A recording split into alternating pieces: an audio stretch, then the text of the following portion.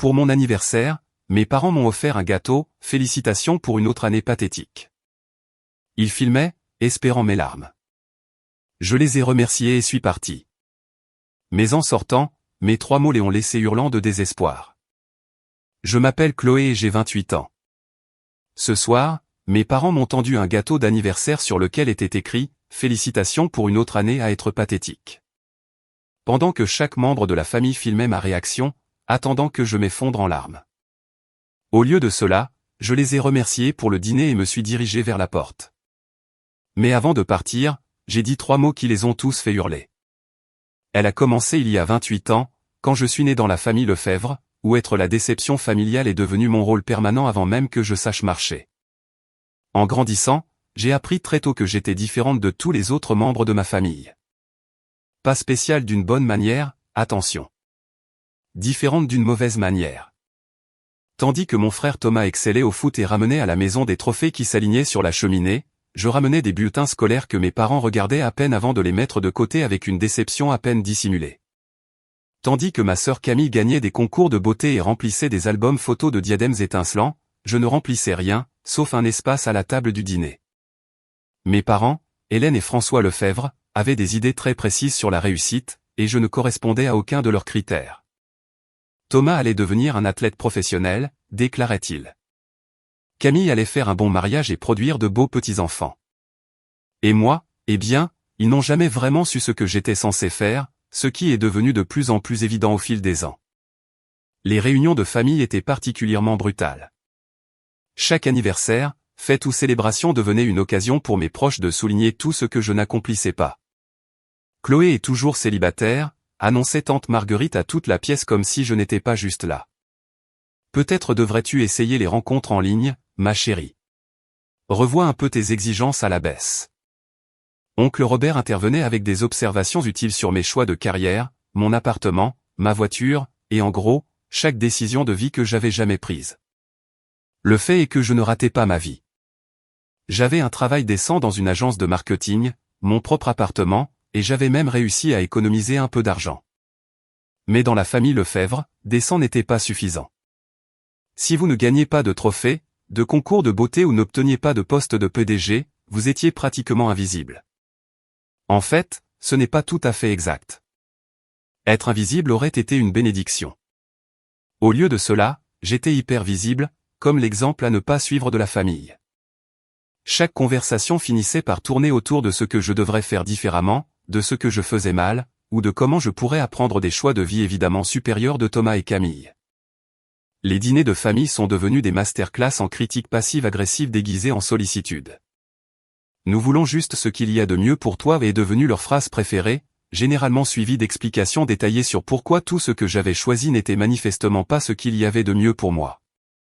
Mon travail n'était pas assez prestigieux. Mon appartement était trop petit et dans le mauvais quartier. Mes petits amis n'étaient jamais assez bien, même s'ils s'assuraient de souligner que je devrais être reconnaissante que quelqu'un s'intéresse à moi tout court. Le pire n'était même pas la critique directe. C'était l'absence totale d'intérêt sincère pour ma vie. Quand Thomas marquait un but, toute la famille revivait le moment pendant des semaines. Quand Camille obtenait un contrat de mannequinat, ma mère appelait tous les parents pour partager la nouvelle. Quand j'ai eu une promotion au travail, mon père a demandé s'ils étaient sûrs d'avoir choisi la bonne personne. Mais voici ce qui se passe quand on est traité comme la déception familiale pendant 3 décennies. On commence à développer certaines compétences. On devient très doué pour observer les gens, pour remarquer des choses qu'ils pensent cachées. On apprend à écouter attentivement ce que les gens disent et ce qu'ils ne disent pas. Et surtout, on apprend à se protéger. Alors, quand mes parents ont appelé la semaine dernière avec leur invitation soudaine à un dîner d'anniversaire spécial, après des années à peine reconnaître l'existence de mon anniversaire, chaque instinct que j'avais développé en 3 décennies s'est mis à hurler que quelque chose n'allait pas. L'appel téléphonique est arrivé un mardi après-midi alors que je terminais une présentation pour un client. La voix de ma mère avait ce ton mielleux artificiel qu'elle n'utilisait que lorsqu'elle voulait quelque chose ou lorsqu'elle était sur le point d'annoncer une nouvelle particulièrement dévastatrice déguisée en gentillesse. « Chloé, ma chérie » a-t-elle commencé, et j'ai tout de suite su que ça allait être intéressant. Ma mère ne m'avait pas appelé ma chérie depuis que j'avais 7 ans. Ton père et moi parlions et nous avons réalisé que nous avons été absolument terribles pour célébrer ton anniversaire correctement. Je fixais mon écran d'ordinateur, me demandant si j'avais une sorte d'hallucination due au stress. En 28 ans, mes parents n'avaient jamais exprimé le moindre regret sur la façon dont ils avaient géré mon anniversaire. Leurs antécédents parlaient d'eux-mêmes. Des dates oubliées jusqu'à ce que quelqu'un le leur rappelle. Des célébrations sans enthousiasme qui ressemblaient plus à des obligations qu'à des gestes sincères. Et des cadeaux qui réussissaient toujours à ressembler à des critiques. Oh, ai-je dit, car que peut-on répondre exactement quand ses parents prétendent soudainement se soucier de quelque chose qu'ils ont ignoré pendant des décennies? Nous voulons nous rattraper, a-t-elle poursuivi, sa voix pétillant d'un enthousiasme qui sonnait aussi sincère qu'une promesse de campagne d'un politicien. Nous allons organiser une vraie fête d'anniversaire, un dîner spécial avec toute la famille. Tout le monde sera là. Tout le monde. Ce n'était certainement pas un argument de vente. Tout le monde dans ma famille dans la même pièce signifiait généralement que j'étais sur le point de devenir le divertissement de la soirée, que je le veuille ou non. Maman, ce n'est vraiment pas nécessaire, ai-je commencé. Mais elle m'a coupé. N'importe quoi. Nous insistons. C'est le moins que nous puissions faire pour notre fille. Samedi soir à 19h. Porte quelque chose de joli. Elle a fait une pause et je pouvais pratiquement l'entendre penser. Peut-être cette robe bleue que tu portais à la fête de fiançailles de Camille. Tu étais presque jolie dans celle-là. Et voilà. Même en essayant de faire quelque chose de gentil pour moi, ma mère ne pouvait pas s'en empêcher. Presque jolie, parce que Dieu lui pardonne de me faire un compliment sans qualificatif.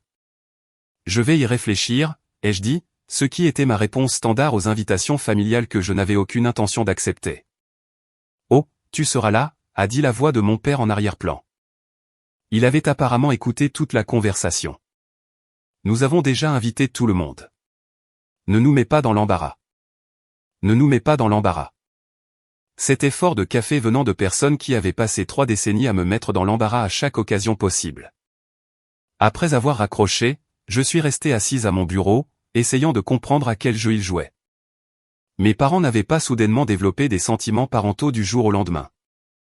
Ils ne s'étaient pas réveillés un matin en décidant qu'ils m'avaient maltraité. Et ils n'organisaient certainement pas de fête pour les personnes qu'ils considéraient comme des déceptions familiales. Quelque chose clochait dans ce tableau, mais je n'arrivais pas à savoir quoi. Peut-être voulaient-ils annoncer que Thomas allait se marier ou que Camille était enceinte. Peut-être avaient-ils besoin de ma présence pour aider à payer quelque chose, puisque j'étais la seule de la famille à avoir de véritables économies. Ou peut-être était-ce une mise en scène élaborée pour une nouvelle séance d'humiliation publique déguisée en moment familial. Plus j'y pensais, plus j'étais convaincu que ce dîner était un piège. Mais voici ce qui se passe quand on est le bouc émissaire de la famille pendant 3 décennies.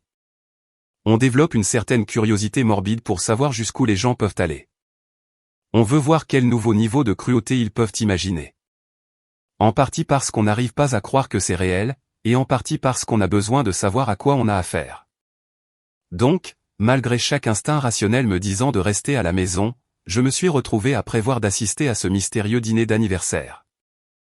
Non pas parce que je m'attendais à ce qu'il en ressorte quelque chose de bon, et certainement pas parce que je croyais que mes parents avaient soudainement développé une affection sincère pour moi. J'y allais parce que je voulais voir ce qu'ils préparaient vraiment, et parce que honnêtement, j'en avais marre de fuir des situations qui allaient être horribles, que je me présente ou non. S'ils prévoyaient de m'humilier à nouveau, très bien. Au moins cette fois, j'y serais préparé. Au moins cette fois, je ne serais pas surprise quand les gens qui étaient censés m'aimer décideraient de me traiter comme leur divertissement personnel. Ce que je n'avais pas réalisé, c'est qu'être préparé à l'humiliation et être préparé à ce qu'ils avaient réellement prévu étaient 2 choses complètement différentes. Le samedi est arrivé avec ce genre de temps gris de novembre qui rend tout un peu sinistre.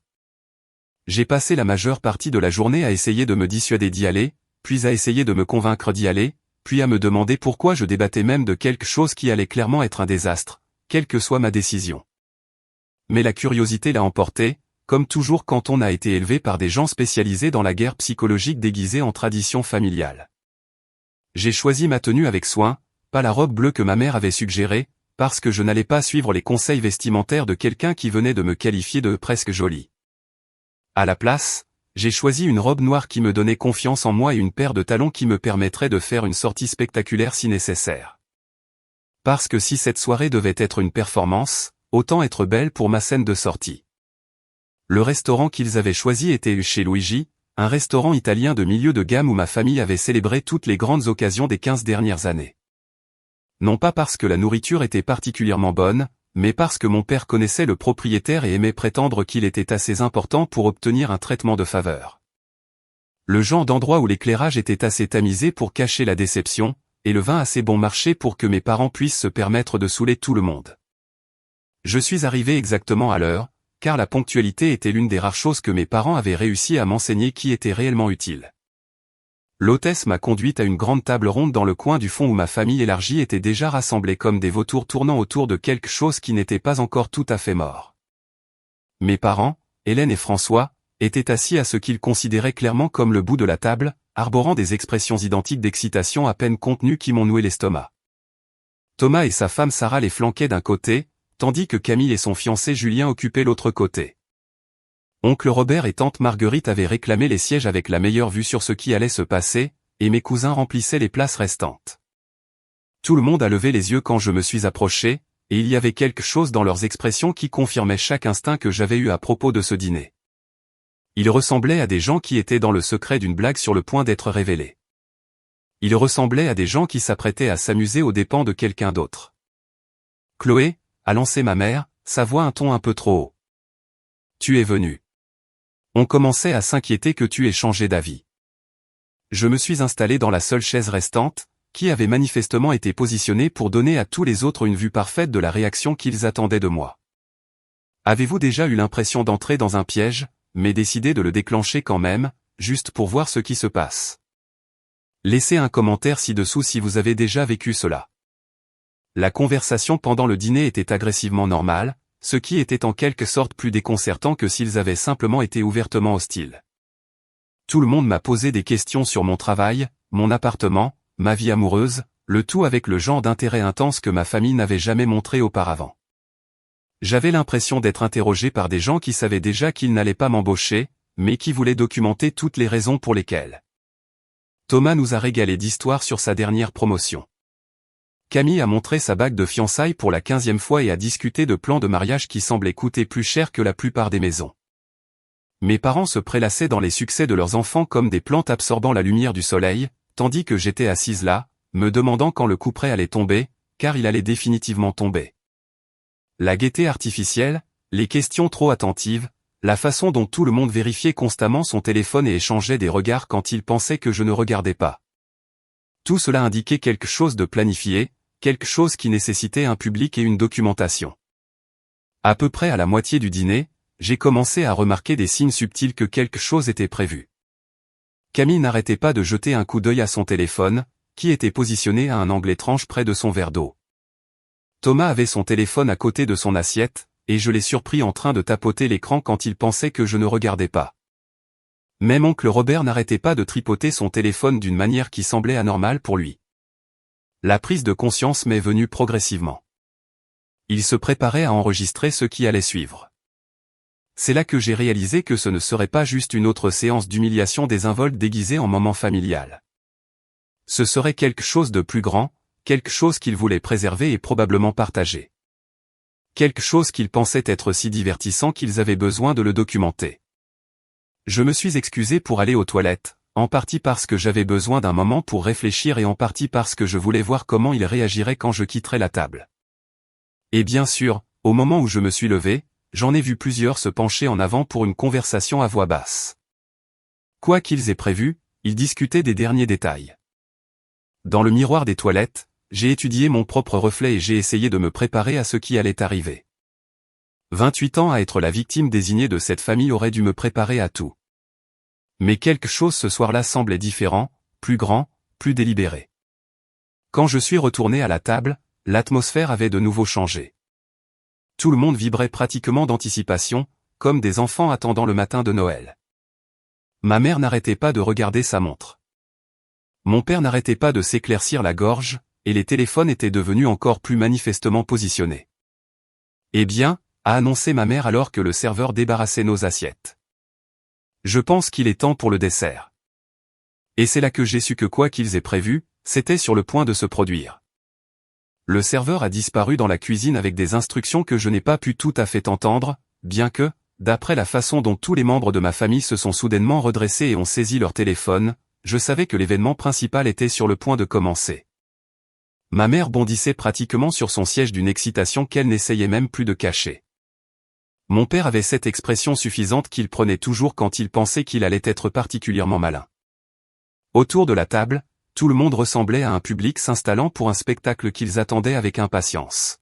« Tu sais, Chloé » a dit ma mère, sa voix prenant ce ton mielleux artificiel dont j'ai maintenant réalisé qu'il n'était que son numéro d'échauffement. « Nous avons vraiment réfléchi à la façon dont nous avons géré tes anniversaires au fil des ans. »« Vraiment ?» ai-je demandé, sincèrement curieuse de savoir où cela menait. « Oh, oui » a-t-elle continué.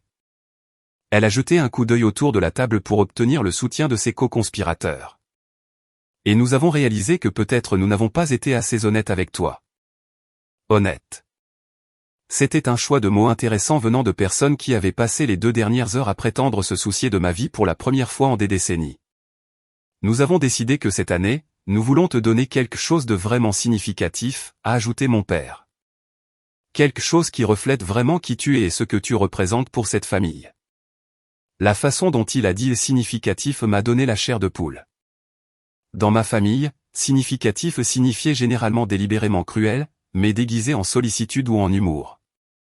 Cela signifiait que ce qui allait suivre allait faire mal, mais que je serais censé sourire et faire semblant d'être reconnaissante. Camille s'est penchée en avant, son téléphone maintenant clairement en position d'enregistrement. On y a beaucoup réfléchi, Chloé. On voulait vraiment que ce soit spécial. Spécial, c'est ça. De la même manière que ma famille m'avait toujours fait me sentir spécial, c'est-à-dire comme une artiste de cirque dont le seul travail était de divertir tout le monde avec mes réactions à tout ce qu'il me lançait. C'est à ce moment-là que le serveur est revenu, portant un gâteau qui a fait éclater toute la table en ricanement à peine contenu. C'était un gâteau rectangulaire standard avec un glaçage blanc. Rien d'extraordinaire, mais c'est ce qui était écrit dessus qui a fait que tout le monde a commencé à saisir son téléphone pour capturer ma réaction. En lettres de glaçage bleu vif, le gâteau disait « Félicitations pour une autre année à être pathétique ». Le silence qui a suivi était de ce genre de silence absolu qui ne se produit que lorsqu'une salle entière de personnes retient son souffle, attendant de voir comment quelqu'un réagira à une humiliation publique. Chaque téléphone à la table était maintenant en train d'enregistrer activement. Chaque visage était concentré sur moi avec l'intensité de personnes regardant un accident de voiture se produire au ralenti. Pendant un instant, j'ai ressenti exactement ce qu'il voulait que je ressente. Cette montée familière d'humiliation et de douleur qui avait été ma compagne constante tout au long de mon enfance. Le poids écrasant d'être réduite à un divertissement pour des gens qui étaient censés m'aimer. Le désarroi d'essayer de comprendre comment les gens qui m'avaient mis au monde pouvaient prendre un plaisir aussi évident à essayer de me briser. Mais ensuite, quelque chose d'autre s'est déclenché. Quelque chose qui s'était construit pendant 28 ans de moments exactement comme celui-ci. Une sorte de clarté cristalline qui m'a fait réaliser que j'en avais fini. J'en avais fini de prétendre que leur cruauté était normale. J'en avais fini de trouver des excuses à des gens qui ne m'avaient jamais montré de gentillesse sincère. J'en avais fini d'être reconnaissante pour des miettes d'attention de la part de personnes qui me voyaient clairement comme rien de plus qu'une source d'amusement. Plus important encore, j'en avais fini de réagir comme ils s'attendaient à ce que je réagisse. Au lieu de larmes, au lieu de colère, au lieu de m'enfuir ou de m'effondrer, j'ai ressenti quelque chose que je n'avais jamais ressenti auparavant dans l'une de ces situations. J'ai ressenti du calme, un calme complet, absolu. Merci, ai-je dit en regardant directement ma mère. C'est exactement ce que j'attendais de vous. La confusion sur leur visage a été immédiate. Ce n'était pas le scénario qu'ils avaient préparé. Ils s'attendaient à des larmes ou de la colère ou une sorte d'effondrement spectaculaire qu'ils pourraient filmer et probablement partager avec leurs amis plus tard. Ils s'attendaient à ce que je joue mon rôle assigné de victime familiale. C'est juste une blague, ma chérie, a dit mon père rapidement, réalisant probablement que ma réponse calme n'était pas ce qu'ils espéraient. Tu sais comme on aime taquiner. Oh, je sais exactement comment vous aimez taquiner, ai-je répondu en me levant de ma chaise. Vous me le montrez depuis 28 ans. J'ai pris mon sac à main, souri à la table pleine de gens qui tenaient encore leur téléphone comme s'ils ne savaient pas s'il fallait continuer à enregistrer ou non, et je me suis dirigé vers la porte. Mais je n'avais pas encore fini. Loin de là. Parce que pour la première fois de ma vie, je ne partais pas en tant que victime de la cruauté de cette famille. Je partais en tant que quelqu'un qui avait enfin compris comment renverser la situation. J'ai fait exactement 3 pas depuis la table avant de m'arrêter et de me retourner. Chaque instinct que j'avais développé en 3 décennies à être le punching ball de cette famille me disait de continuer à marcher, de sortir de là avant qu'ils ne puissent infliger plus de dégâts, de rentrer chez moi et de prétendre que cela ne s'était jamais produit. Mais pour la première fois de ma vie, je n'écoutais pas ces instincts. Au lieu de cela, j'écoutais une voix qui devenait de plus en plus forte chaque jour depuis quelques années. La voix qui me rappelait que j'étais une femme adulte avec ma propre vie, mon propre travail, mon propre argent et mes propres choix. La voix qui en avait marre de laisser ces gens définir ma valeur en fonction de leurs propres limites. La voix qui en avait absolument fini d'être la victime de qui que ce soit. Vous savez quoi? Ai-je dit, ma voix portant clairement à travers le restaurant alors que je me retournais pour faire face à la table pleine de gens qui tenaient encore leur téléphone, enregistrant toujours, attendant toujours l'effondrement qu'ils attendaient. Je veux dire quelque chose. Le visage de ma mère s'est illuminé d'anticipation. C'était probablement ce qu'elle espérait depuis le début. Une sorte de scène dramatique qu'elle pourrait décrire à ses amis pendant des semaines. Une confirmation que leur évaluation de moi comme étant pathétique était exacte. Je veux tous vous remercier, ai-je poursuivi en retournant vers la table mais sans m'asseoir. Vraiment, cela a été incroyablement éclairant. La confusion sur leur visage était magnifique. Ils s'attendaient à des larmes ou de la colère ou une sorte d'explosion émotionnelle qu'ils pourraient plus tard rejeter en disant que j'étais trop sensible ou incapable d'accepter une blague. Ils ne s'étaient pas préparés à de la gratitude. Depuis 28 ans, vous m'avez tous montré exactement qui vous êtes, ai-je dit, regardant autour de la table et établissant un contact visuel avec chaque personne qui enregistrait encore. Vous m'avez montré que vous êtes le genre de personnes qui se réunissent pour planifier des moyens de blesser quelqu'un que vous prétendez aimer. Vous m'avez montré que vous trouvez du divertissement dans la douleur de quelqu'un d'autre. Vous m'avez montré que vous êtes le genre de personne qui filme la cruauté et appelle ça un moment familial. Mon père a commencé à m'interrompre, mais j'ai levé la main. Je n'ai pas fini, ai-je dit, et quelque chose dans mon ton l'a fait fermer la bouche. Vous m'avez aussi montré que vous êtes le genre de personne qui confondent la gentillesse avec la faiblesse, qui confondent la volonté de quelqu'un de continuer à se présenter en famille avec la permission de le traiter comme vous le voulez. Je pouvais les voir commencer à être mal à l'aise maintenant. Cela ne se déroulait pas selon leur scénario. Ils avaient prévu de m'humilier, pas de recevoir une leçon sur leur comportement. Mais voici ce que vous ne saviez pas, ai-je dit. Et j'ai pu voir la première lueur d'incertitude traverser plusieurs visages. J'ai aussi enregistré ce soir. Le changement dans la pièce a été immédiat et électrique. Les téléphones qui enregistraient subtilement ont soudainement disparu dans les sacs à main et les poches. Les expressions confiantes qui étaient si évidentes quelques instants auparavant se sont transformées en quelque chose de beaucoup plus incertain. Dès que je suis arrivé et que j'ai senti que quelque chose n'allait pas, j'ai activé une application d'enregistrement sur mon téléphone, ai-je continué. J'ai capturé votre excitation à propos de ce que vous aviez prévu, votre plaisir évident à l'exécuter, et vos réactions à ma réponse. Tout, de la conversation du dîner à ce moment précis. Le visage de ma mère était devenu complètement blanc. Chloé, ma chérie, tu réagis de manière excessive. C'était juste une blague. J'ai fini pour elle. Oui, j'ai entendu cette partie. J'ai aussi enregistré cette partie. La panique se propageait maintenant. Je pouvais le voir sur leur visage. La prise de conscience soudaine que leur petite blague pourrait avoir des conséquences qu'ils n'avaient pas envisagées. Vous vouliez filmer quelque chose ce soir? Ai-je dit en remettant mon téléphone dans mon sac à main. Félicitations, vous avez réussi. Mais je ne pense pas que votre performance sera aussi divertissante quand les gens verront tout le contexte. Quand ils verront une salle pleine d'adultes planifiant et exécutant une cruauté délibérée contre un membre de la famille. Quand ils verront à quel point vous étiez tous excités de filmer l'humiliation de quelqu'un. Oncle Robert a été le premier à craquer. Allons, Chloé, il n'y a pas besoin de... De quoi? Ai-je demandé. De montrer aux gens qui vous êtes vraiment? De les laisser voir quel genre de tradition familiale vous appréciez? Je me suis retourné et j'ai marché vers la sortie, mais cette fois, j'ai atteint la porte avant de lancer ma dernière réplique. Avant de dire les 3 mots qui allaient tout changer. Oh, et juste pour que vous sachiez, ai-je lancé à la table pleine de gens qui étaient maintenant assis dans un silence stupéfait. J'ai tout enregistré. Et puis je suis sorti du restaurant chez Luigi, laissant derrière moi 28 ans à être la victime de la famille et 28 ans à accepter un traitement que personne ne devrait jamais avoir à accepter de la part de personnes qui prétendent les aimer. Mais je n'avais pas encore fini. Loin de là. Parce que ce qu'ils ne savaient pas, c'est que partir n'était que le début. Je suis resté assise dans ma voiture sur le parking pendant exactement 10 minutes, observant à travers les fenêtres du restaurant ma famille essayer de comprendre ce qui venait de se passer.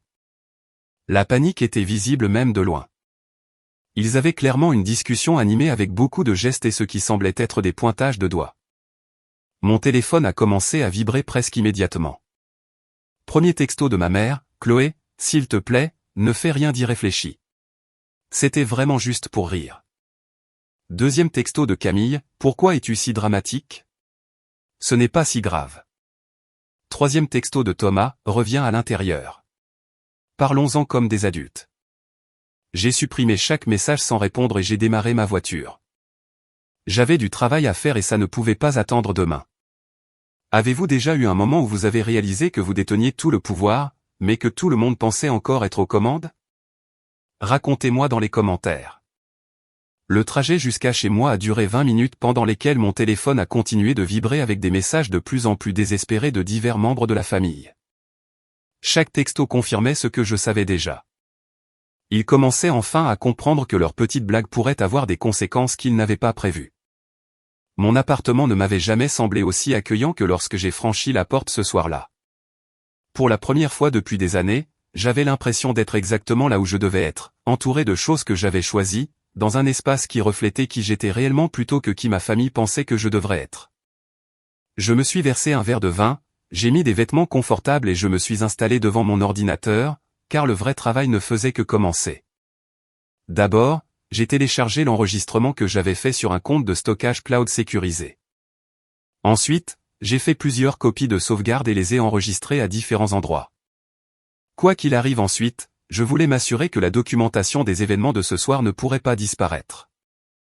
Ensuite, j'ai ouvert un nouveau document et j'ai commencé à taper. Pas une diatribe en colère, pas une explosion émotionnelle, mais un récit clair et factuel de ce qui s'était passé au dîner. La préméditation, la coordination, le tournage, le plaisir évident qu'ils avaient pris à planifier et à exécuter quelque chose conçu pour me faire souffrir. J'ai écrit sur le schéma de comportement qui avait mené à ce moment. Les années de cruauté désinvolte déguisées en tradition familiale. La façon dont ils avaient systématiquement miné ma confiance tout en valorisant mes frères et sœurs. Le message constant que j'étais moins précieuse, moins digne de respect, moins méritante de la dignité humaine de base. J'ai écrit sur la façon dont ils m'avaient entraîné à accepter ce traitement en qualifiant toute résistance de ma part comme étant trop sensible ou incapable d'accepter une blague. Comment ils m'avaient convaincu que leur comportement était normal, que toutes les familles fonctionnaient ainsi, que je devrais être reconnaissante pour la moindre attention. Et j'ai écrit sur la façon dont cet entraînement avait finalement volé en éclats, non pas à cause du gâteau de ce soir, mais à cause de tout ce qui y avait mené, parce que 3 décennies à être traité comme un divertissement avaient finalement atteint le point où je ne pouvais plus prétendre que c'était acceptable. Quand j'ai fini d'écrire, j'ai relu le document plusieurs fois, m'assurant que chaque mot était exact et que chaque émotion était transmise sans drame inutile. Il ne s'agissait pas de vengeance, même si je savais que c'est ainsi qu'il le présenterait. Il s'agissait de responsabilisation. Mon téléphone avait vibré constamment pendant que j'écrivais, mais je l'avais complètement ignoré. Maintenant, j'ai parcouru les messages qui s'étaient accumulés, et ils racontaient une histoire de panique croissante. Mon père, c'est allé trop loin.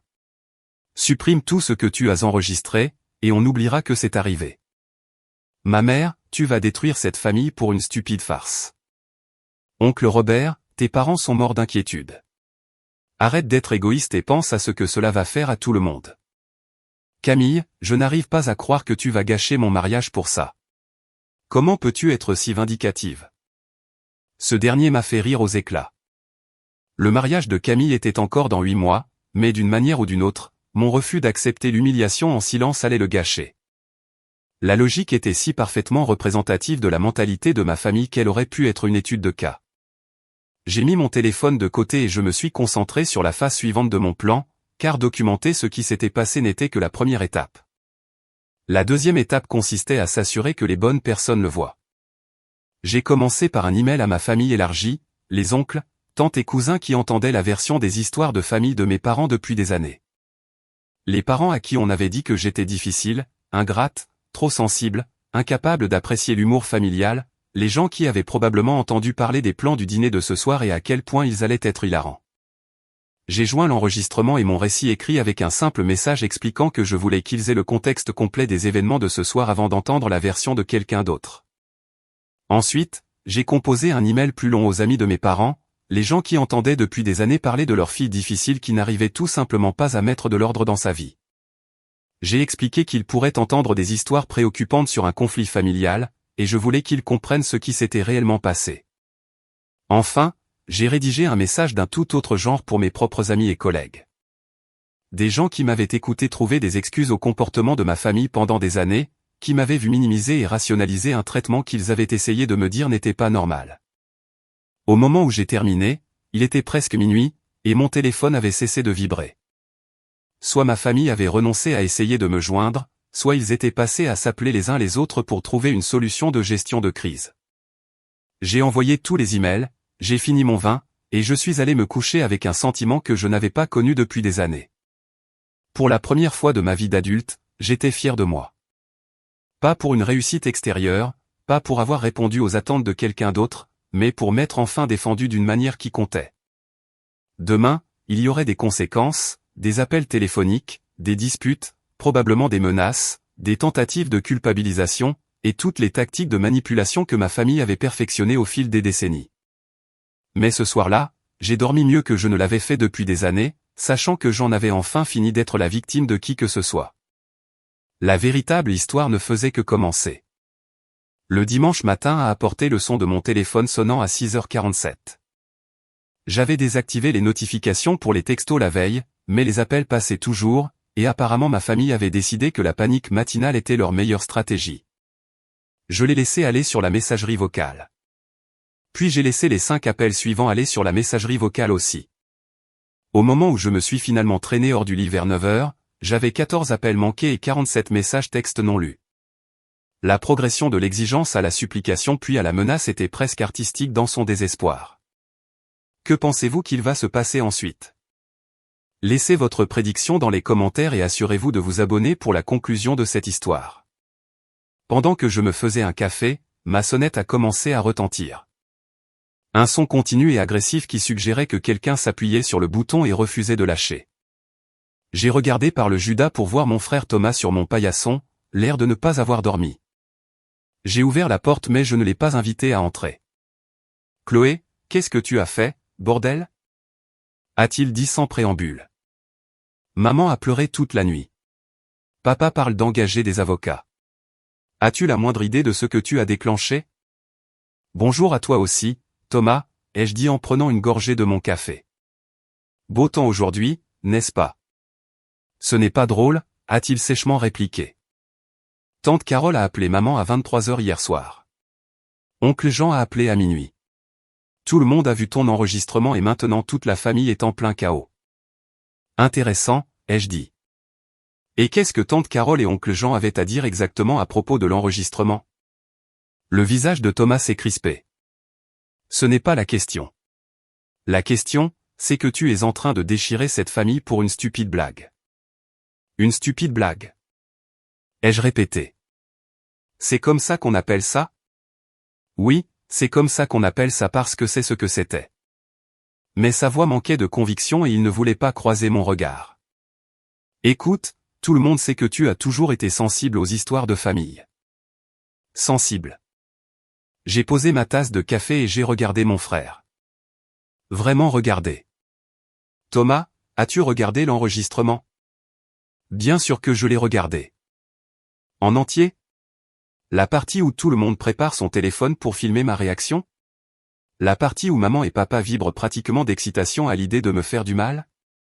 La partie où vous avez tous l'air de vous installer pour regarder un spectacle? Son silence était une réponse suffisante. Voici ce qui est intéressant dans toute cette préoccupation pour l'unité familiale, ai-je continué. Pendant 28 ans, tu les as regardés me traiter comme une ordure. Et tu ne t'es jamais inquiété une seule fois de déchirer la famille.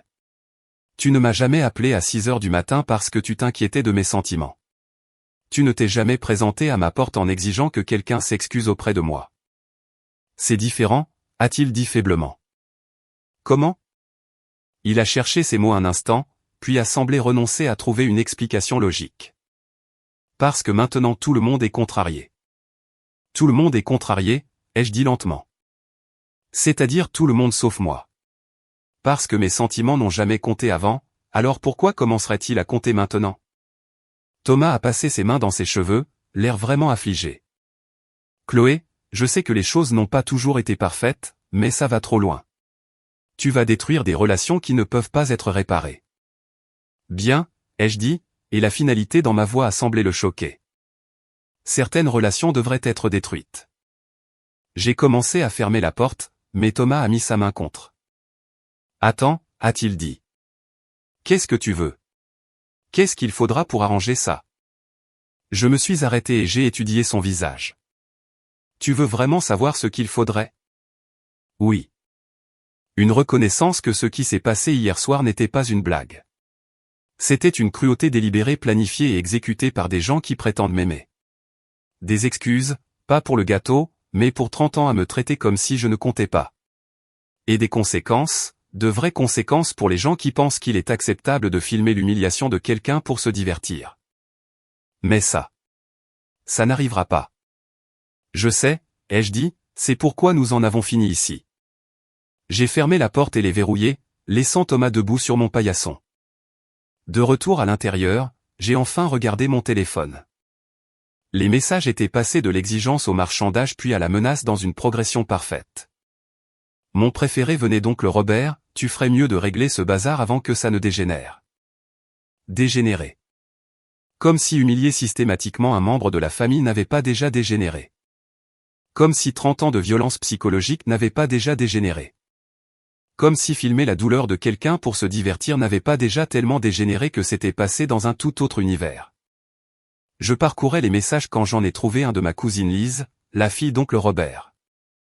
Contrairement aux autres, celui-ci était différent. Chloé, j'ai regardé l'enregistrement. Je suis tellement désolé. Je n'avais aucune idée qu'ils préparaient quelque chose comme ça. Ce qu'ils ont fait était horrible et tu ne le méritais pas. Je suis fier que tu te sois défendu. J'ai fixé ce message pendant un long moment. C'étaient les premières excuses sincères que je recevais en 24 heures, et elles venaient de quelqu'un qui n'était même pas là. Puis j'ai remarqué autre chose. Plusieurs des parents qui avaient reçu mon email avaient commencé à appeler mes parents au lieu de m'appeler moi. La panique dans les messages de ma famille suggérait que les réponses qu'ils recevaient de la famille élargie n'étaient pas tout à fait ce à quoi ils s'attendaient. Apparemment, quand les gens regardaient des adultes planifier et exécuter une cruauté délibérée contre un membre de la famille, ils ne trouvaient pas ça aussi amusant que mes parents l'avaient espéré. C'est là que j'ai réalisé que les événements de la soirée avaient déclenché une réaction en chaîne beaucoup plus grande que quiconque ne l'avait prévu. Il ne s'agissait plus seulement d'un dîner humiliant. Il s'agissait de 28 ans de comportement qui avaient finalement été documentés et partagés avec des gens qui n'avaient entendu qu'une seule version de l'histoire. Et pour la première fois, ce n'était pas ma version qui était rejetée comme étant trop sensible. C'était la version de ma famille qui était remise en question par des gens qu'ils s'attendaient à soutenir. 2 semaines après le dîner, j'ai contacté Victoria Dubois, une avocate spécialisée dans les cas de préjudice moral familial. Elle a passé la première semaine à examiner tous les documents que je lui avais envoyés, l'enregistrement, mon récit écrit et les messages ultérieurs des membres de ma famille. Le lundi matin de la semaine suivante, je l'ai finalement rencontrée en personne. Mademoiselle Lefebvre, a-t-elle dit quand je suis arrivé à son bureau en centre-ville. J'ai examiné tout ce que vous m'avez envoyé. C'est une situation assez complexe à laquelle vous êtes confronté. Victoria était plus jeune que je ne l'avais imaginé, mais elle avait le genre de présence qui suggérait qu'elle avait déjà traité des cas difficiles. Son bureau était tapissé de certificats et de récompenses, mais ce qui m'a le plus frappé était une citation encadrée sur son bureau, « La vérité vous affranchira, mais d'abord elle vous rendra misérable. » Je veux être clair sur quelque chose avant de continuer, a-t-elle dit en se calant dans son fauteuil. Ce qui vous est arrivé était mal. Point final. Le niveau de préméditation et le fait qu'il l'ait filmé à des fins de divertissement placent cela bien au-delà d'un conflit familial normal. J'ai senti quelque chose se détendre dans ma poitrine que je n'avais même pas réalisé être tendu. Quelqu'un avec une formation juridique avait examiné les preuves et confirmé ce que je savais mais dont j'avais douté. Ce n'était pas normal. Ce n'était pas acceptable. Ce n'était pas quelque chose que je devais simplement surmonter. Cependant, Victoria a poursuivre des actions en justice contre des membres de sa famille est compliqué. Êtes-vous préparé à ce à quoi ce processus ressemblera? Je pense que oui, ai-je dit. À quoi dois-je m'attendre? Les plaintes pour préjudice moral peuvent être difficiles à prouver, mais la préméditation et le tournage jouent en votre faveur. Le fait que cela semble faire partie d'un schéma à long terme de violence psychologique renforce considérablement le dossier. Mais votre famille se défendra, et elle ne jouera pas franc jeu. Elle n'avait pas tort. 3 semaines plus tard, j'ai reçu la visite d'un huissier de justice me remettant une mise en demeure de la part de l'avocat de mes parents. Apparemment, partager des enregistrements de ma propre humiliation constituait du harcèlement et de la diffamation. Selon leur équipe juridique, j'ai transmis la lettre à Victoria, qui m'a rappelé le lendemain. C'est exactement ce à quoi je m'attendais, a-t-elle dit. Ils essaient de vous intimider pour que vous reculiez. La lettre n'est que du vent, mais elle nous dit qu'ils prennent cela assez au sérieux pour engager une représentation légale. Alors, que faisons-nous? Nous déposons notre plainte en premier, a-t-elle dit. Et nous la déposons de manière exhaustive. L'action en justice pour préjudice moral que nous avons déposée la semaine suivante était plus détaillée que je ne l'avais prévu. Victoria avait passé des semaines à m'aider à documenter non seulement le dîner du samedi, mais des années d'incidents similaires qui établissaient un schéma de violence psychologique délibérée. Les dommages et intérêts que nous demandions étaient suffisamment importants pour attirer l'attention, mais pas au point de paraître déraisonnables. Pendant la préparation, nous avons fait face à un défi lorsque mes parents ont d'abord prétendu que l'enregistrement avait été obtenu illégalement. Mais Victoria a réussi à argumenter que j'avais tout à fait le droit d'enregistrer des conversations auxquelles je participais, et leur motion a été rejetée. Plus important encore, le dépôt de la plainte a eu un effet immédiat sur le comportement de ma famille. Les appels téléphoniques en colère ont cessé. Les messages textes sont devenus plus prudents. Quelqu'un leur avait clairement expliqué que tout ce qu'ils me disaient maintenant pouvait être utilisé comme preuve. Mais le véritable impact a été sur tous les autres. Ma cousine Juliette m'a appelé le jeudi après que nous ayons déposé la plainte, la voix tremblante. Chloé, je voulais juste que tu saches qu'après avoir vu ton enregistrement, j'ai commencé à penser à certaines choses qui se sont passées lors de réunions de famille au fil des ans. Des choses que j'ai vues mais que je n'ai pas vraiment comprises à l'époque. Quel genre de choses? La façon dont ils parlaient de toi quand tu n'étais pas là. La façon dont ils planifiaient des situations pour te mettre mal à l'aise. La façon dont ils ignoraient tes réussites tout en célébrant celles de tout le monde. J'ai toujours pensé que c'était juste de la dynamique familiale typique, mais de voir tout ça exposé comme ça. Elle a fait une pause. J'ai honte de n'avoir jamais rien dit. Juliette n'était pas la seule. Au cours des semaines qui ont suivi le dépôt de la plainte, j'ai reçu des appels et des messages de parents qui voyaient soudainement les interactions familiales passer sous un angle différent. Les gens se souvenaient de commentaires qu'ils avaient ignorés, d'incidents qu'ils avaient rationalisés, de schémas qu'ils n'avaient jamais reliés auparavant. L'appel le plus important est venu de ma grand-mère un vendredi après-midi, environ un mois après le dîner. Chloé, ma chérie, a-t-elle dit, sa voix de 84 ans portant plus d'autorité que je ne l'avais entendue de sa part depuis des années. J'ai vu ce que tes parents ont fait, et je veux que tu saches que j'ai honte d'eux. Ma grand-mère avait toujours été la matriarche de la famille, la personne dont l'opinion comptait le plus, dont tout le monde cherchait l'approbation. Qu'elle condamne publiquement le comportement de mes parents était un séisme. J'ai aussi vu les réponses d'autres membres de la famille, a-t-elle continué. Et je veux que tu saches que tout le monde n'est pas d'accord avec la version des événements de tes parents. Certains d'entre nous observent ce schéma depuis des années et se demandaient quand quelqu'un aurait enfin le courage de s'y attaquer. Mamie, Tu n'as pas besoin de m'expliquer quoi que ce soit, ma chérie. Ce que tu dois savoir, c'est que ton grand-père et moi ne participerons à aucune réunion de famille où tes parents seront présents tant qu'ils n'auront pas fait amende honorable pour leur comportement. Je suis restée assise dans un silence stupéfait. Mes grands-parents étaient le centre de toutes les grandes célébrations familiales. Thanksgiving, Noël, Pâques, les fêtes d'anniversaire, tout tournait autour de leur maison et de leur participation. Qu'ils boycottent les événements jusqu'à ce que mes parents s'excusent était sans précédent. De plus, Ma grand-mère a poursuivi, j'ai parlé à plusieurs autres membres de la famille qui ressentent la même chose. Tes parents vont découvrir que leur comportement a des conséquences qui vont au-delà de leur simple relation avec toi. Après avoir raccroché, je suis restée assise dans mon appartement, essayant de digérer ce qui se passait. Ce qui avait commencé comme une simple défense de ma part était devenu quelque chose de beaucoup plus grand. Le récit soigneusement construit de ma famille sur qui était le problème et qui était la victime s'effondrait sous l'examen de personnes qu'ils s'attendaient à soutenir automatiquement. Mon téléphone a de nouveau sonné. Cette fois, c'était ma mère et sa voix était différente de tout ce que j'avais jamais entendu auparavant. Effrayée, incertaine. Chloé, a-t-elle dit prudemment. Ton père et moi pensons que nous devrions peut-être tous nous asseoir et parler de cette situation. Quelle situation, maman? Il y a eu une longue pause. Tu sais de quelle situation? Non, vraiment pas, peux-tu être plus précise? Une autre pause. Le malentendu de samedi soir. Malentendu. J'ai failli rire. C'est comme ça qu'on appelle ça maintenant? Chloé, s'il te plaît. Ta grand-mère ne nous parle plus. La moitié de la famille a annulé ses projets. Les collègues de ton père ont vu l'enregistrement. Tout cela est devenu complètement incontrôlable. Intéressant, ai-je dit. Et qu'est-ce qui est exactement hors de contrôle dans le fait que les gens voient qui vous êtes vraiment? Ce n'est pas juste, a-t-elle dit. Mais sa voix manquait de conviction. Tu nous fais passer pour des monstres pour une simple farce.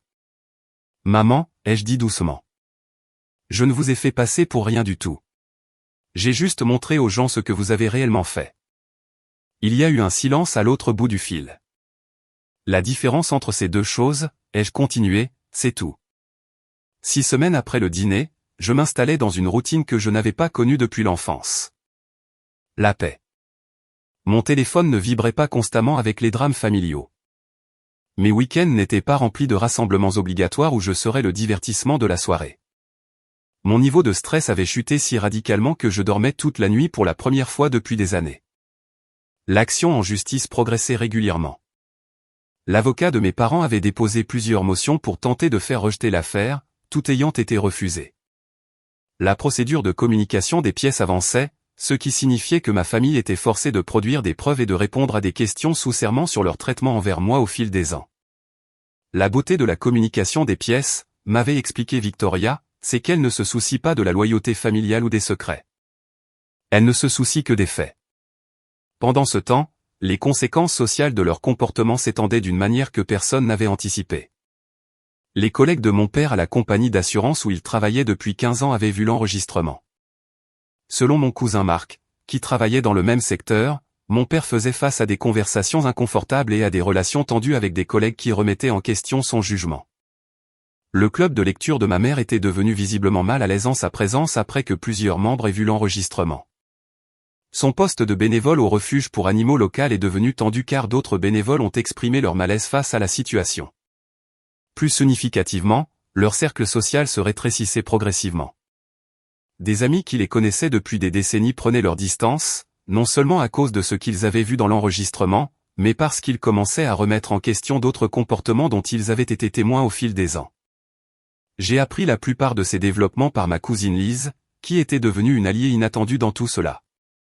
Elle m'appelait tous les quelques jours pour me tenir au courant des développements familiaux, et ses rapports peignaient le tableau d'un couple qui faisait enfin face aux conséquences d'un comportement dont il n'avait jamais eu à répondre. Ta tante Marguerite a essayé de les défendre au début, m'a dit Lise lors d'un de nos appels. Elle n'arrêtait pas de dire que c'était juste de la taquinerie familiale et que tu réagissais de manière excessive. Mais ensuite oncle David lui a rappelé la fois où ils se sont moqués publiquement de ton discours de remise de diplôme et la fois où ils ont oublié de t'inviter à la fête surprise de Thomas et la façon dont ils t'ont toujours assise à la table des enfants jusqu'à tes 25 ans, et tante Marguerite s'est tue et n'en a plus parlé depuis. Je pense que les gens commencent à se souvenir de beaucoup de choses qu'ils avaient auparavant considérées comme des dynamiques familiales inoffensives. L'isolement que mes parents vivaient était en grande partie auto-imposé. Ils auraient pu reconnaître ce qu'ils avaient fait, s'excuser sincèrement et commencer le processus de réparation. Au lieu de cela, ils avaient choisi de camper sur leur position, affirmant que je réagissais de manière excessive et que tout le monde était manipulé par ma mentalité de victime. Cette stratégie se retournait contre eux de manière spectaculaire. Pendant ce temps, je construisais une vie qui me semblait plus authentiquement mienne que tout ce que j'avais jamais connu. Sans l'épuisement constant des drames familiaux, j'avais de l'énergie pour des choses que j'avais oublié d'apprécier. J'ai commencé à prendre des cours de poterie. J'ai rejoint un groupe de randonnée. J'ai recommencé à sortir avec des gens, chose que j'avais évitée pendant des années parce que j'étais trop épuisé par le stress familial pour maintenir des relations saines. Plus important encore, je découvrais ce que c'était que d'être entouré de gens qui m'aimaient et me respectaient sincèrement.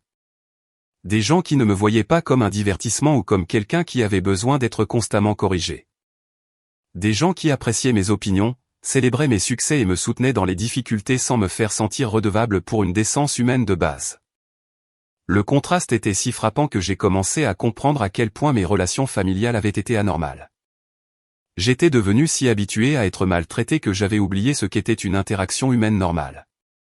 Mon nouveau groupe de randonnée comprenait une femme nommée Sophie qui travaillait comme thérapeute.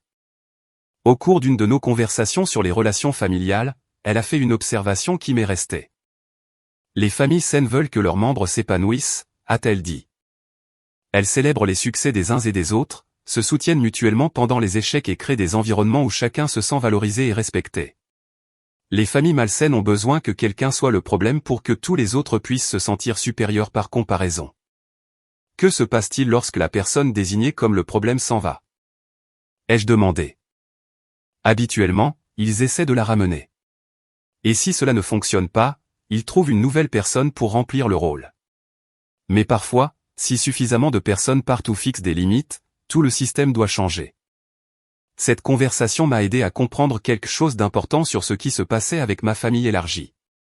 Pendant des années, ils avaient toléré le comportement de mes parents parce que cela ne les affectait pas directement et parce que m'avoir comme bouc émissaire familial signifiait qu'ils n'étaient pas à risque de devenir eux-mêmes des cibles.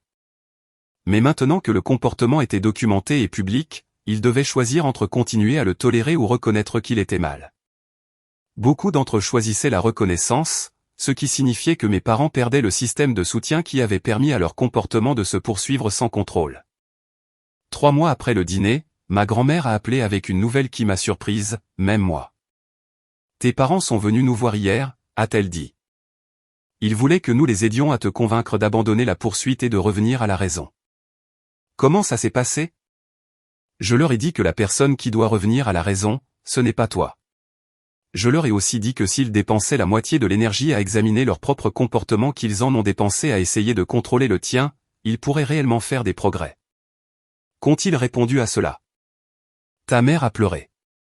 Ton père s'est mis en colère. Ils m'ont accusé d'être manipulé par toi, ce que j'ai trouvé assez insultant. Pense-t-il vraiment que je suis si simple que je ne peux pas regarder un enregistrement et comprendre ce que je vois? Je pouvais entendre l'acier dans la voix de ma grand-mère, le même ton qu'elle utilisait quand j'étais enfant et que j'avais besoin de protection contre les brutes de la cour de récréation. Sauf que maintenant, elle me protégeait de mes propres parents. À mon âge, a-t-elle continué, je n'ai pas de temps à perdre avec des gens qui refusent de prendre la responsabilité de leurs actes. La vie est trop courte pour prétendre que la cruauté est acceptable simplement parce qu'elle vient de la famille. Après avoir raccroché, j'ai réalisé que la réponse de ma famille à cette crise avait révélé quelque chose d'important. Contraints de choisir entre reconnaître leur comportement et perdre des relations, ils étaient prêts à perdre des relations. Ce choix m'a tout dit sur la façon dont ils me valorisaient réellement par rapport à la façon dont ils valorisaient le fait d'avoir raison. 4 mois après le dîner, Victoria a appelé avec une nouvelle que j'attendais et redoutais à la fois. L'avocat de vos parents a fait une offre de règlement, a-t-elle dit. Ils veulent se rencontrer en personne pour discuter des termes. Quel genre de termes? Les habituels. Ils paieront une somme modeste en échange de la signature d'un accord de non-divulgation et de l'abandon de toutes les actions en justice. Pas d'admission de faute, pas d'excuses publiques, juste de l'argent pour faire disparaître le problème. Je n'étais pas surprise. Tout au long de ce processus, mes parents avaient clairement montré qu'ils considéraient cette situation comme un problème de relations publiques plutôt que comme une véritable remise en question de leur comportement. Ils voulaient acheter mon silence, pas aborder les problèmes sous-jacents qui avaient conduit à ce point. Qu'en pensez-vous? Ai-je demandé. Cela dépend de ce que vous voulez accomplir, a répondu Victoria. Si vous voulez de l'argent et tourner la page, c'est peut-être la voie la plus rapide. Si vous voulez la responsabilisation et un changement sincère, nous continuons avec le procès. J'ai réfléchi à cette conversation pendant 3 jours avant de prendre ma décision. La réunion de règlement s'est tenue dans une salle de conférence stérile au cabinet de l'avocat de mes parents. Mes parents étaient assis d'un côté d'une longue table en acajou, l'air plus vieux et plus usé que je ne les avais jamais vus. Leur avocat, un homme d'âge mûr spécialisé dans la résolution de problèmes pour les gens riches, était assis entre eux avec un dossier rempli de papiers conçus pour effacer les mois précédents de l'existence. Victoria et moi étions assis en face d'eux, et le contraste d'énergie était notable. Tandis que mes parents ressemblaient à des gens assistant à leurs propres funérailles, je me sentais plus posé et centré que je ne l'avais été depuis des années. Mademoiselle Lefebvre, a commencé leur avocat, mes clients regrettent profondément qu'un malentendu familial ait atteint ce niveau. Ils sont prêts à offrir une somme substantielle pour résoudre cette affaire et permettre à chacun d'aller de l'avant. Substantielle à quel point? A demandé Victoria.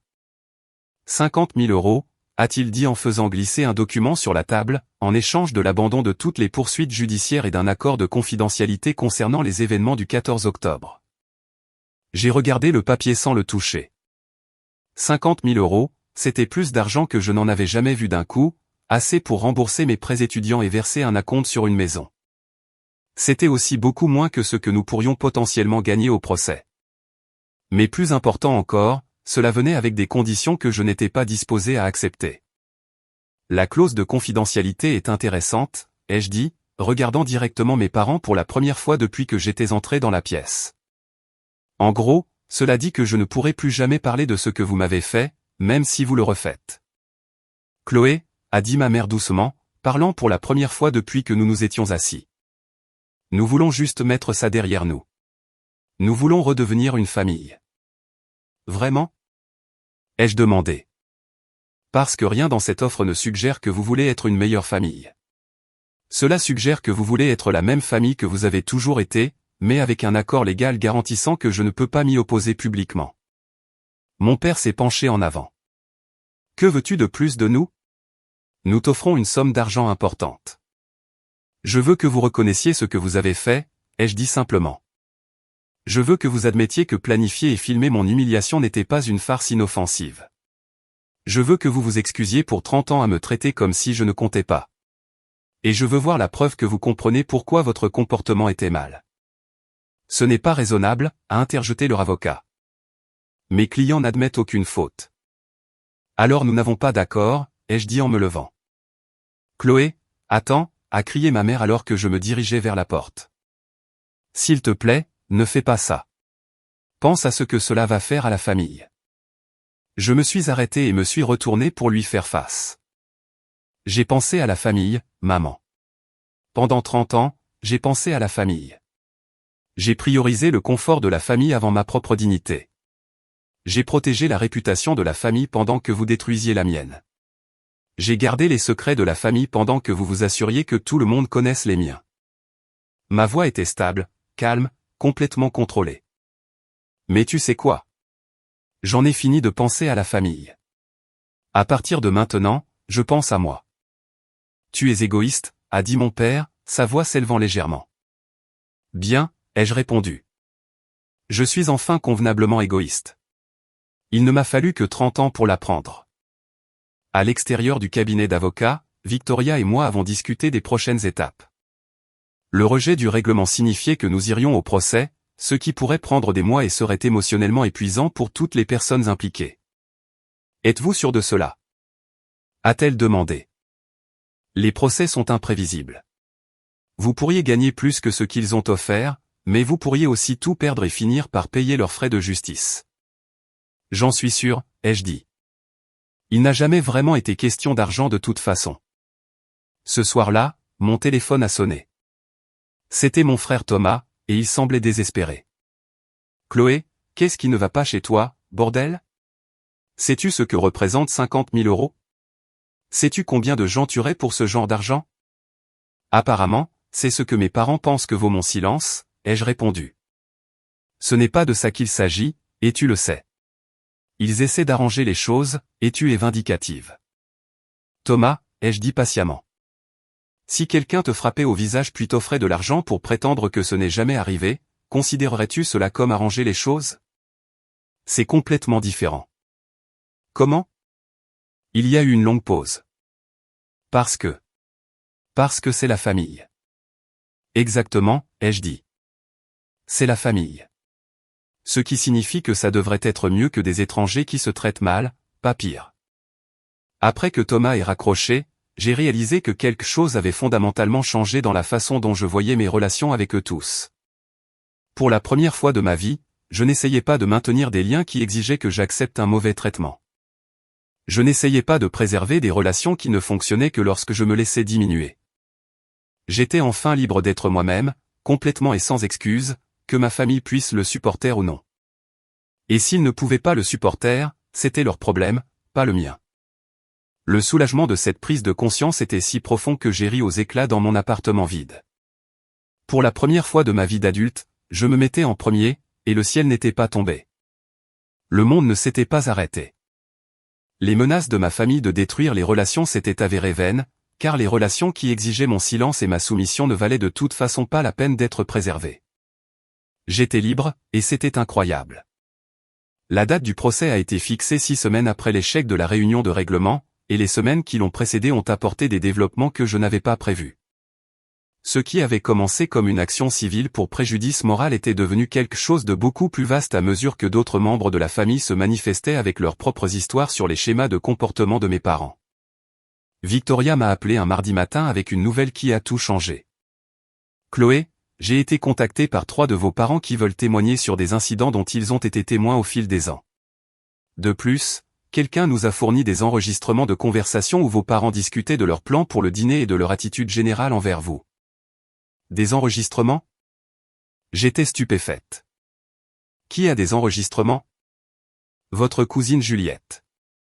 Elle m'a récemment contacté après avoir entendu parler du procès. Apparemment, elle a documenté certaines interactions familiales au cours de l'année écoulée parce qu'elle a commencé à remarquer des schémas préoccupants lors des rassemblements. Elle avait son téléphone en train d'enregistrer lors d'un barbecue familial l'été dernier où vos parents discutaient de plans pour votre anniversaire. Les enregistrements fournis par Juliette étaient dévastateurs. Des heures de conversation entre mes parents et d'autres membres de la famille où ils parlaient de moi avec une cruauté désinvolte qui m'a coupé le souffle, planifiant non seulement le dîner d'anniversaire, mais des années d'autres incidents conçus pour me faire redescendre sur terre et m'apprendre à ne pas me prendre pour meilleur que tout le monde, 2 mois avant le dîner, où mon père déclarait clairement qu'il fallait lui rabattre le caquet et que la célébration de l'anniversaire serait l'occasion parfaite de lui rappeler où est sa place dans cette famille. Mais l'enregistrement qui a scellé leur sort était celui où ma mère riait de la façon dont il m'avait si bien dressé à accepter tout ce qu'on lui balance qu'il pourrait probablement faire n'importe quoi et elle l'encaisserait sans rien dire. Quand Victoria m'a fait écouter ces enregistrements, j'ai senti quelque chose se briser dans ma poitrine. Pas se briser d'une manière qui me blessait, mais se briser d'une manière qui me libérait enfin de toute culpabilité ou obligation persistante que j'avais portée. Ce n'était pas un dysfonctionnement familial. Ce n'était pas une mauvaise communication ou un malentendu. C'était une violence psychologique délibérée et calculée qu'ils avaient planifiée et exécutée pendant des années, confiant que je continuerais à l'accepter. Les enregistrements changent tout, a expliqué Victoria. Il ne s'agit plus seulement d'un seul incident. Il s'agit d'un schéma de violence psychologique délibéré avec des preuves claires d'intention et de préméditation. 3 jours avant le procès, l'avocat de mes parents a appelé pour demander une réunion d'urgence.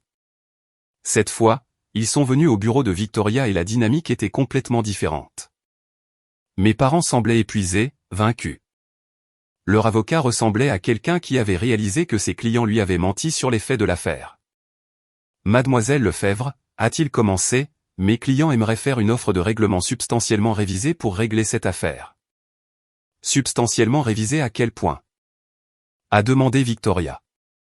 75 000 €, des excuses publiques et une reconnaissance de faute. Aucune exigence de confidentialité. J'ai regardé mes parents de l'autre côté de la table, qui ne pouvaient pas croiser mon regard. Qu'est-ce qui a changé? Ai-je demandé. Leur avocat a jeté un coup d'œil à ses clients, puis à moi.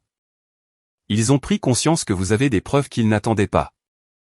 Des preuves qui prouvent tout ce que je dis depuis 30 ans. Des preuves qui rendent cette affaire très difficile à défendre, a-t-il admis. Ma mère a finalement parlé, sa voix à peine plus forte qu'un murmure. Chloé, s'il te plaît. Nous n'avions pas réalisé à quel point ça paraissait mal de l'extérieur. Nous pensions. Nous pensions que c'était juste de la taquinerie familiale normale. Non, vous ne le pensiez pas, ai-je dit doucement. Les enregistrements rendent très clair que vous saviez exactement ce que vous faisiez et pourquoi vous le faisiez. Mon père a finalement levé les yeux. Que veux-tu de nous? Nous t'offrons tout ce que tu as demandé. J'ai réfléchi à cette question pendant un long moment. Que voulais-je d'eux? Pendant 30 ans, j'avais voulu qu'ils m'aiment comme des parents devraient aimer leurs enfants. J'avais voulu qu'ils soient fiers de moi, qu'ils me soutiennent, qu'ils me traitent avec un respect et une dignité de base. J'avais voulu qu'ils voient ma valeur et célèbrent mes succès au lieu de les diminuer. Mais assise dans cette salle de conférence, regardant deux personnes qui avaient passé des décennies à détruire systématiquement mon estime de soi pour leur propre divertissement, j'ai réalisé quelque chose de profond. Je ne voulais plus rien d'eux. Je ne voulais pas de leur amour parce qu'ils avaient prouvé qu'ils n'étaient pas capables d'un amour sincère. Je ne voulais pas de leur approbation parce que leur approbation ne valait rien. Je ne voulais pas de leur acceptation parce que m'accepter exigerait qu'ils changent fondamentalement. Et ils avaient prouvé qu'ils préféraient détruire les relations plutôt que de changer. J'accepte l'offre de règlement, ai-je dit à leur avocat. Mais j'ai une exigence supplémentaire. Laquelle? A-t-il demandé. Je veux que les excuses publiques incluent une reconnaissance que ce comportement faisait partie d'un schéma à long terme. Et je veux qu'il déclare que toute personne qui a été traitée de cette manière par des membres de sa famille devrait chercher de l'aide et du soutien plutôt que de l'accepter comme normal. Mes parents semblaient accablés. Tu veux que nous disions aux autres de poursuivre leur famille en justice? A demandé ma mère. Je veux que vous disiez aux autres que la violence psychologique n'est pas acceptable simplement parce qu'elle vient de membres de la famille, ai-je corrigé. Je veux que vous reconnaissiez que vous avez passé 30 ans à normaliser un comportement qui ne devrait jamais être toléré. Le règlement a été finalisé 2 jours plus tard. Mes parents ont publié une déclaration publique reconnaissant leur schéma à long terme de comportement émotionnellement abusif envers notre fille et encourageant toute personne subissant un traitement similaire à chercher du soutien et à comprendre que ce comportement n'est ni normal ni acceptable, quelles que soient les relations familiales. La déclaration est devenue virale sur les réseaux sociaux. En quelques jours, je recevais des messages d'inconnus qui l'avaient vu et reconnaissaient des schémas similaires dans leur propre famille. Des gens à qui on avait dit qu'ils étaient trop sensibles ou qu'ils devaient apprendre à accepter une blague lorsqu'ils s'opposaient à un traitement cruel de la part de leurs proches. Mon histoire est devenue quelque chose que je n'avais jamais eu l'intention qu'elle soit.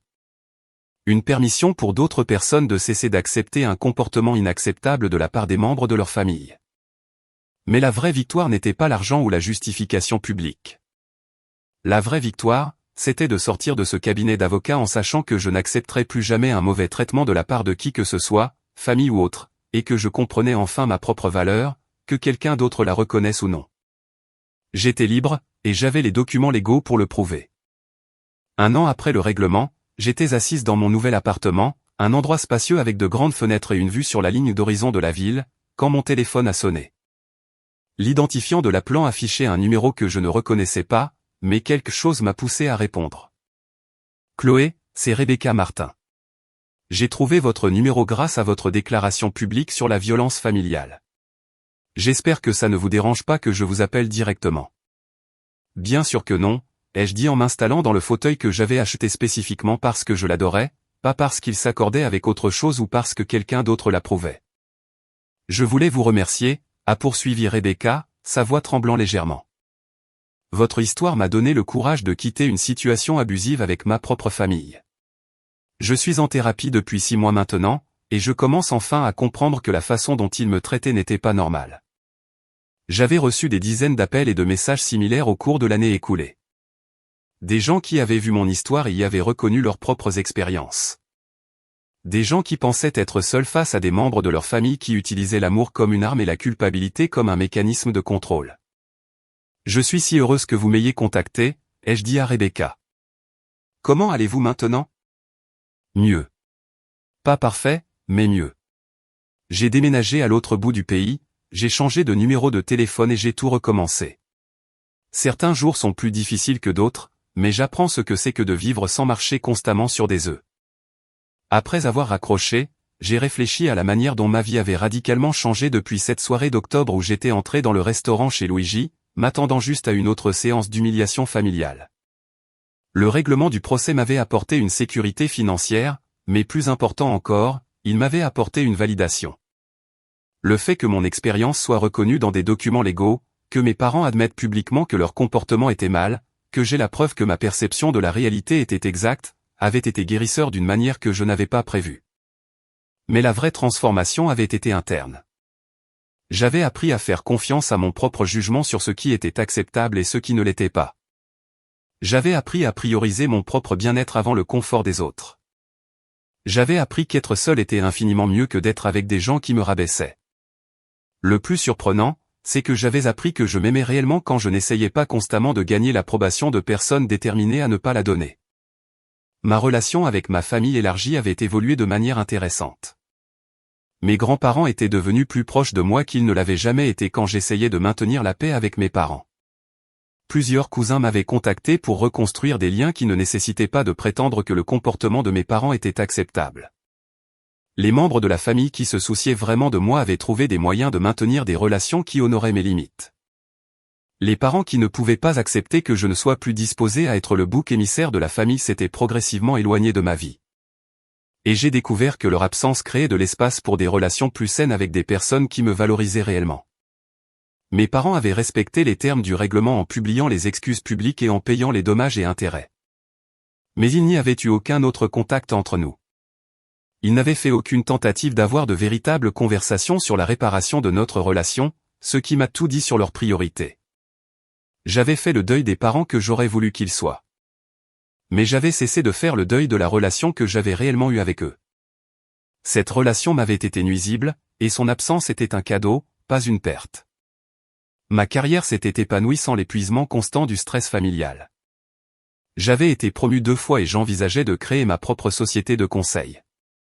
Mes relations personnelles s'étaient considérablement améliorées une fois que j'avais appris à reconnaître les signaux d'alarme et à fixer des limites. Je sortais avec quelqu'un qui me traitait avec un respect et une gentillesse sincères. Et le contraste avec mes expériences familiales m'avait aidé à apprécier à quoi ressemblaient réellement des relations saines. Plus important encore, j'avais appris à être ma propre avocate. Je n'attendais plus que d'autres personnes me défendent ou valident mes expériences. Je n'essayais plus de convaincre des personnes déterminées à mal me comprendre. Je n'acceptais plus les miettes d'affection de personnes qui auraient dû me fournir un amour et un soutien sincères. Ce soir-là, alors que je me préparais à aller au lit, je me suis surprise à penser au moment, chez Luigi, où j'avais dit ces 3 mots qui ont tout changé. J'ai tout enregistré. Ces mots n'avaient pas seulement exposé le comportement de ma famille. Ils avaient marqué le moment où j'avais cessé d'être une victime et où j'avais commencé à être l'auteur de ma propre histoire. Pendant 30 ans, d'autres personnes avaient écrit mon récit. Ils avaient décidé qui j'étais, ce que je valais, comment je devais être traité. Ils m'avaient convaincu que leur version de la réalité était la seule valide, que leur évaluation de ma valeur était exacte, que leur traitement envers moi était ce que je méritais. Mais dans ce restaurant, entouré de gens qui pensaient qu'ils allaient profiter d'une autre séance de divertissement à mes dépens, j'avais enfin pris le contrôle du récit. Je leur avais montré que leur version des événements ne fonctionnait que lorsque personne d'autre ne pouvait voir ce qu'ils faisaient vraiment. J'avais démontré que leur pouvoir sur moi dépendait entièrement de ma volonté de l'accepter. J'avais prouvé que leur évaluation de ma valeur était sans importance par rapport à la mienne. L'enregistrement que j'avais fait ce soir-là était devenu une preuve dans une affaire judiciaire, mais il avait été quelque chose de plus important que cela. La preuve que je comprenais enfin ma propre valeur et que j'étais prête à la défendre. En éteignant les lumières de mon appartement, le même appartement que mes parents avaient autrefois critiqué comme étant trop petit et dans le mauvais quartier, j'ai ressenti quelque chose que je n'avais jamais connu auparavant. Une satisfaction totale de mes propres choix. J'avais construit une vie qui reflétait qui j'étais réellement plutôt que qui d'autres pensaient que je devrais être. Je m'étais entouré de personnes qui m'appréciaient plutôt que de personnes qui me toléraient. J'avais créé un espace où je pouvais être entièrement moi-même sans crainte de jugement ou de punition. Le dîner d'anniversaire qui était censé être mon humiliation finale était devenu à la place le moment de ma libération. Et contrairement aux blagues familiales à mes dépens, cette victoire ne se démoderait jamais. Si cette histoire a résonné en vous, assurez-vous de cliquer sur j'aime et de vous abonner pour plus d'histoires sur le courage de se défendre, même si cela signifie être seul. Parfois, la famille que nous choisissons est plus saine que la famille dans laquelle nous sommes nés. Et parfois, s'en aller est la chose la plus forte que vous puissiez faire. N'oubliez pas, vous ne devez à personne l'accès à votre vie, En particulier aux personnes qui utilisent cet accès pour vous blesser. Votre paix vaut plus que leur approbation, et vous méritez des relations qui ajoutent à votre vie au lieu d'en soustraire.